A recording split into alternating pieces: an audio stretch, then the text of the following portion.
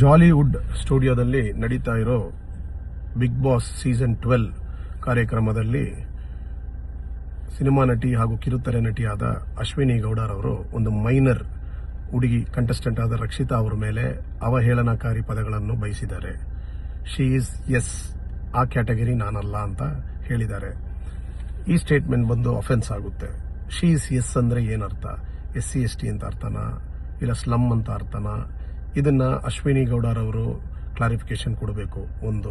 ಎರಡನೇದು, big boss ಅವರು business head Prashant Nayak ಆಗಿರಲಿ, ಇಲ್ಲ ಕ್ಲಸ್ಟರ್ ಹೆಡ್ ಸುಷ್ಮಾ ಆಗಿರಲಿ, ಇಲ್ಲ ಶೋ ಡೈರೆಕ್ಟರ್ ಪ್ರಕಾಶ್ ಆಗಿರಲಿ, ಈ ಒಂದು ಸ್ಟೇಟ್ಮೆಂಟ್ ಈ ಒಂದು ಶೋ ಅಲ್ಲಿ ಅವರು ಡಿಲೀಟ್ ಮಾಡಬೇಕಾಗಿತ್ತು. ಇಲ್ಲ ಅಂತಂದ್ರೆ ಅವರು ಮ್ಯೂಟ್ ಮಾಡಬೇಕಾಗಿತ್ತು. ಇದು ಮಾಡಿಲ್ಲ. ಅದರಿಂದಾಗಿ ನಾನು ಬಿಡದಿ ಪೊಲೀಸ್ ಸ್ಟೇಷನ್ ಅಲ್ಲಿ ಇವತ್ತು ಈ 4 ಜನದ ಮೇಲೆ ಒಂದು ಕಂಪ್ಲೇಂಟ್ ಲಾಡ್ಜ್ ಮಾಡಿದ್ದೀನಿ.